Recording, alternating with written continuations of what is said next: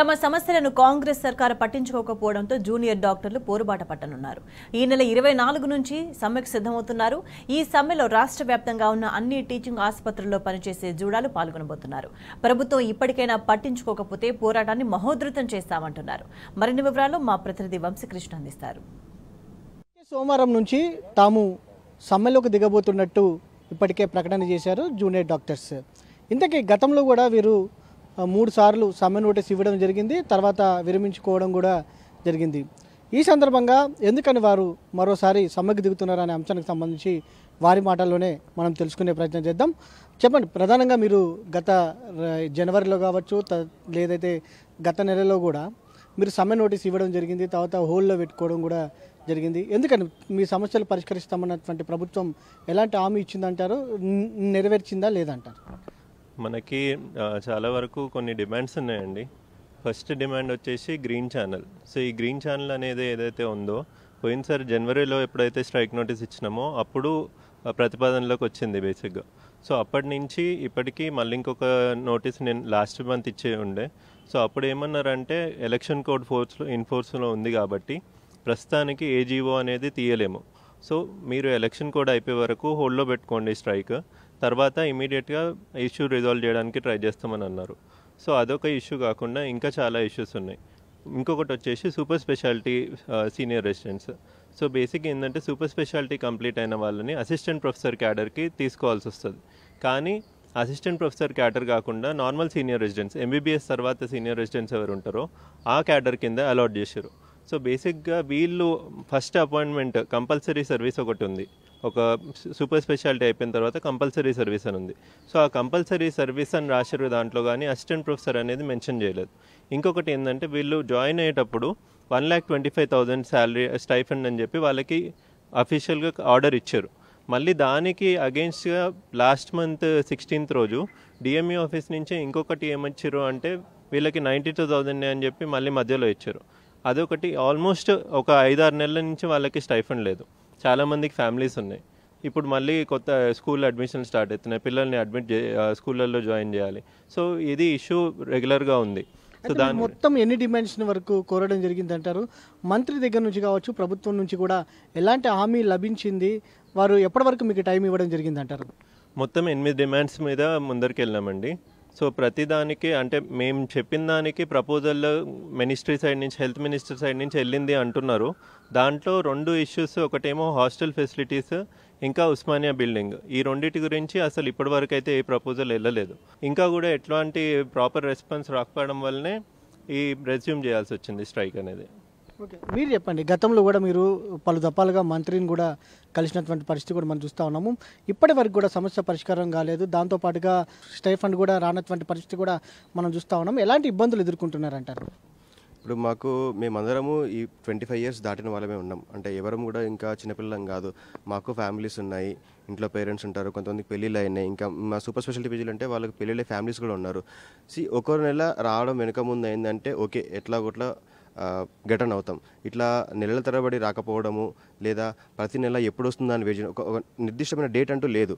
మీరు చెప్పండి, ప్రధానంగా ఇప్పటికే గత నెలలో కూడా కావచ్చు, అంతకుముందు జనవరిలో కూడా వైద్య ఆరోగ్య శాఖ మంత్రిని కలవడం జరిగింది, ప్రభుత్వానికి మీ సమస్యలను కూడా తీసుకెళ్ళడం కూడా జరిగింది.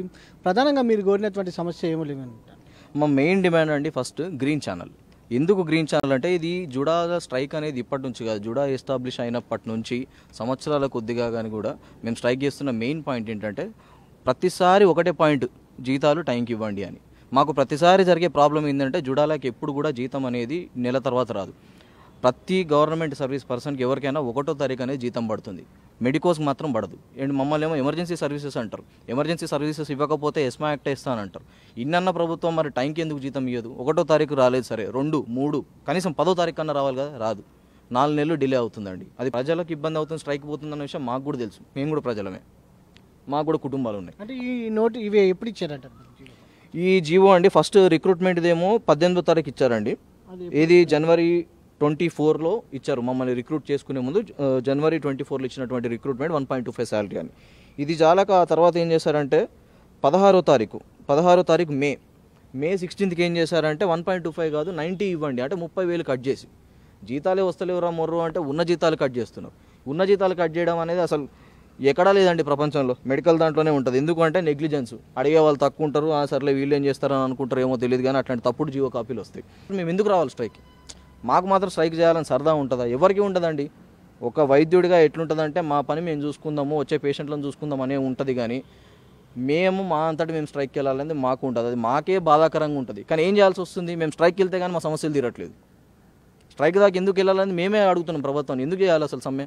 ఇది వాళ్ళ పని, ఇది వాళ్ళ బాధ్యత. సమయానికి జీతాలు ఇవ్వడం ప్రభుత్వం బాధ్యత. మేమెందుకు స్ట్రైక్ చేయాలి? ఇది ప్రభుత్వం తీసుకోవాల్సిన చర్యలు ఇవి. మీరు చెప్పండి, ఎలాంటి సమస్యలు ఎదుర్కొంటా ఉన్నారు? ప్రధానంగా మనతో పాటు మరికొంతమంది జూనియర్ డాక్టర్స్ కూడా ఉన్నారు, వారితో కూడా మాట్లాడించే ప్రయత్నం చేద్దాం. చెప్పండి, ఎలాంటి సమస్యలు ఎదుర్కొంటున్నారు అంటారు? మెయిన్గా మాకు హాస్టల్ ఫెసిలిటీస్ అండి. హాస్టల్ ఫెసిలిటీస్ 200 పీపుల్ ఉంటే 200 పీజీస్ కానీ 200 యూజీస్ కానీ ఉన్న వాళ్ళకి ఆల్మోస్ట్ 25 to 30% మాత్రమే హాస్టల్ ఫెసిలిటీస్ ఉన్నాయి.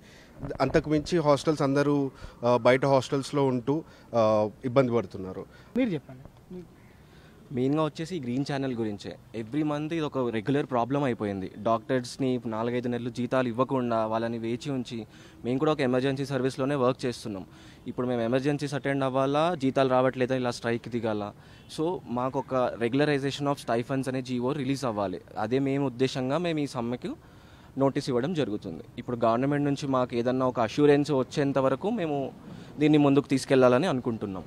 అంటే రాష్ట్ర వ్యాప్తంగా ఎంతమంది వైద్యులు పాల్గొనబోతా ఉన్నారు ఈ సమ్మెలకు సంబంధించి? ఇప్పుడు మొత్తం పీజీలు 3500 మెంబర్స్ ఉన్నారండి. అదేవిధంగా ఇంటర్న్స్ 1700 చేంజ్ ఉన్నారు.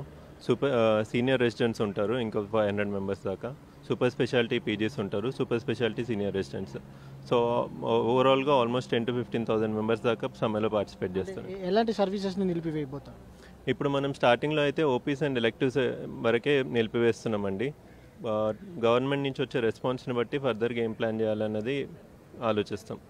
ఇది మొత్తం మీద తమ సమస్యలను పరిష్కరించేంత వరకు తాము సమ్మె నుంచి విరమించబోమని కూడా చెప్తా ఉన్నారు. సోమవారం నుంచి ప్రారంభమయ్యేటువంటి ఈ సమ్మెకు సంబంధించి కూడా రాష్ట్ర వ్యాప్తంగా ఉన్నటువంటి అందరు జూనియర్ డాక్టర్స్ ఈ సమ్మెలో పాల్గొనబోతున్నట్టు కూడా వారు చెప్తా ఉన్నారు. ప్రభుత్వం కనుక స్పందించకపోతే తమ పోరాటాన్ని ఉధృతం చేస్తామని కూడా వారు హెచ్చరిస్తున్నటువంటి పరిస్థితి మనం చూడొచ్చు. వీడియో జర్నలిస్ట్ దశరథ్తో వంశకృష్ణ, టీవీ న్యూస్, హైదరాబాద్.